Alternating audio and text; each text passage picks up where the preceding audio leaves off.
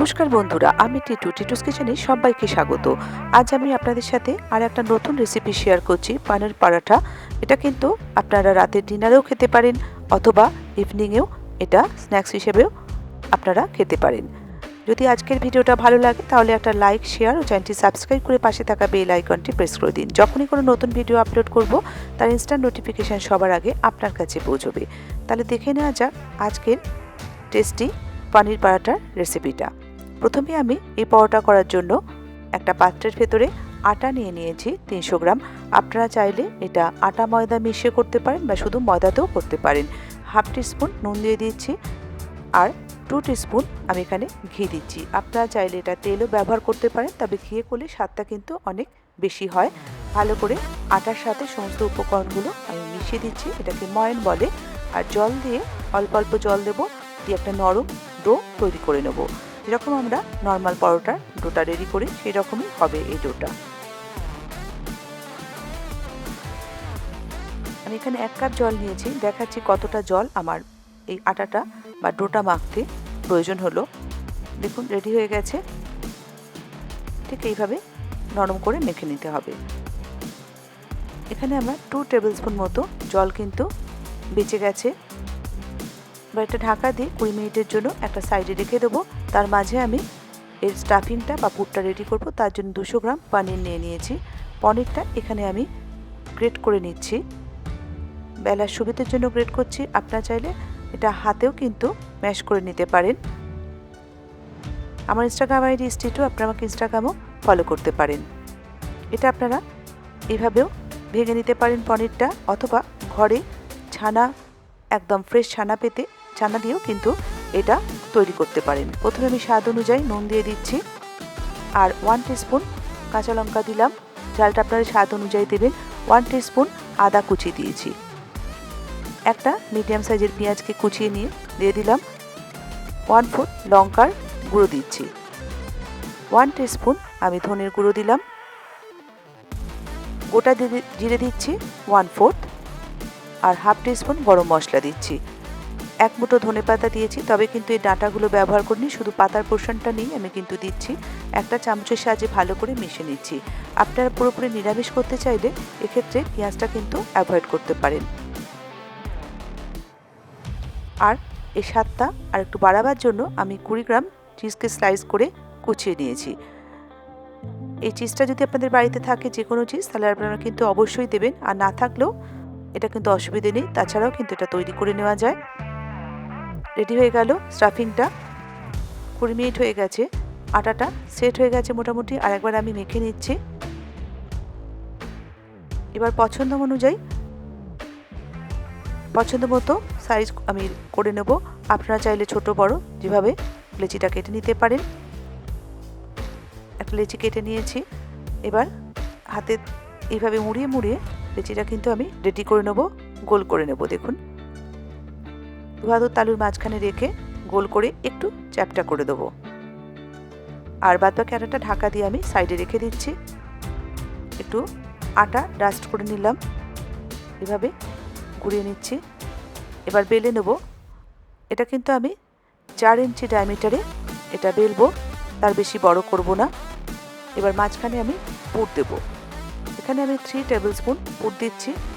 পুরটা একটু বেশি করেই দিতে হবে, বেরোবার কোনো ভয় নেই। যেভাবে আমি দেখাচ্ছি ভিডিওতে সেভাবে কিন্তু আপনারা এটাকে মুড়বেন। এভাবে মুড়ে নেবেন। দেখুন একবারে জড়ো করে এই মাঝখানটা এভাবে টিপে দেবেন, দিয়ে হাত দিয়ে একটু এভাবে ঘুরিয়ে দেবেন, যাতে পুরটা সমানভাবে চারিদিকে ছড়িয়ে যায়।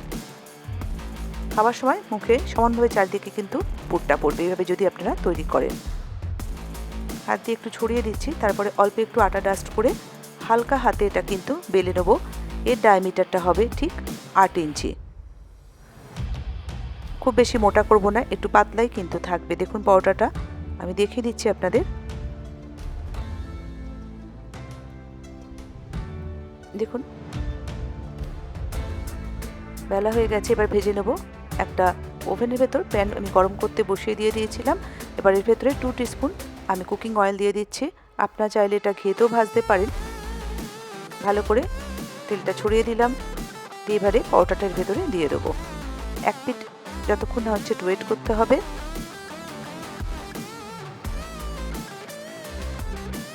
একদিকটা হয়ে গেছে, একটু ঘুরিয়ে ঘুরিয়ে দেখুন, একদিক হয়ে গেলে তবে কিন্তু এটা আমি উল্টোবো। উল্টে নিলাম। এবার এপিট ওপিট করে লাল করে যেরকম পরোটা আমরা নর্মাল ভাজি সেভাবে কিন্তু আমি এটা ভেজে নেব। এপিট দিকে একটু তেল দিয়ে দিচ্ছি। বাড়িতে আপনারা অবশ্যই একবার ট্রাই করুন, খেতে কিন্তু খুব টেস্টি হয়। আমি আপনাদের আগেই বললাম পনির না থাকলেও অসুবিধা নেই, ঘরে ছানা তৈরি করে সেটা দিয়েও কিন্তু এটা তৈরি করে নেওয়া যায়। লাল করে ভেজে নেব। আর ভেতর যেহেতু চিজ আছে এটা কিন্তু টেস্টটা খুব সুন্দর লাগে।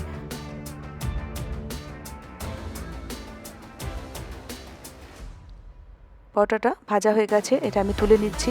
একটা বাটির ওপর রাখছি ঠিক এইভাবে, কারণ নাহলে সগি হয়ে যাবে, যেহেতু গরম আর ভেতরে পুর আছে। আপনারা চাইলে এটা কোনো পেপারের ওপর এটা রাখতে পারেন। এবার আর একটা আমি লেচি কেটে নিয়েছি, এটাকে আমি দুটো সমানভাবে কেটে নিচ্ছি। দেখুন, এবারে গোল করে নিচ্ছি। এটা আমি পাতলা করে বেলে নেব।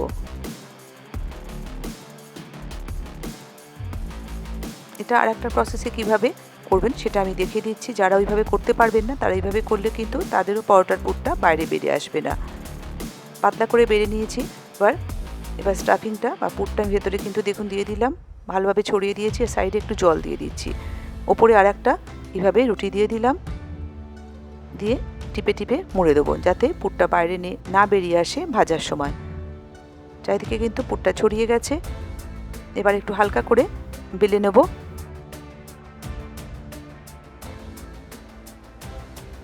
একটু তেল দিয়ে দিলাম চাটুতে, দিয়ে পরোটাটা দিয়ে দিলাম, দিয়ে একইভাবে ঘুরিয়ে ঘুরিয়ে লাল করে কিন্তু ভেজে নেব। যারা নতুন বেলছেন বা পুরটা বাইরে যাদের পরোটার বেরিয়ে যায় বারবার বেললে, তারা কিন্তু এই প্রসেসটা যদি ইউজ করেন তাদের কিন্তু পুরটা একদমই বাইরে বেরোবে না। উল্টো দিকে একটু তেল দিয়ে দিচ্ছি, দিয়ে এপিট ওপিট করে লাল করে ভেজে নেব। তৈরি হয়ে গেল সুস্বাদু পনির পরোটা। আপনারাও কিন্তু এই পরোটাটা বাড়িতে একবার তৈরি করুন। ভিডিওটি দেখার জন্য ধন্যবাদ। নিচের কমেন্ট সেকশনে জানান ভিডিওটি আপনাদের কেমন লাগলো। ভিডিওটি ভালো লাগলে একটা লাইক করবেন, পাশে থাকা বেল আইকনটি ক্লিক করে দিন। ভালো থাকবেন, সুস্থ থাকবেন। যখন নতুন কোনো রেসিপি শেয়ার করব আপনাদের সাথে পরের ভিডিওতে।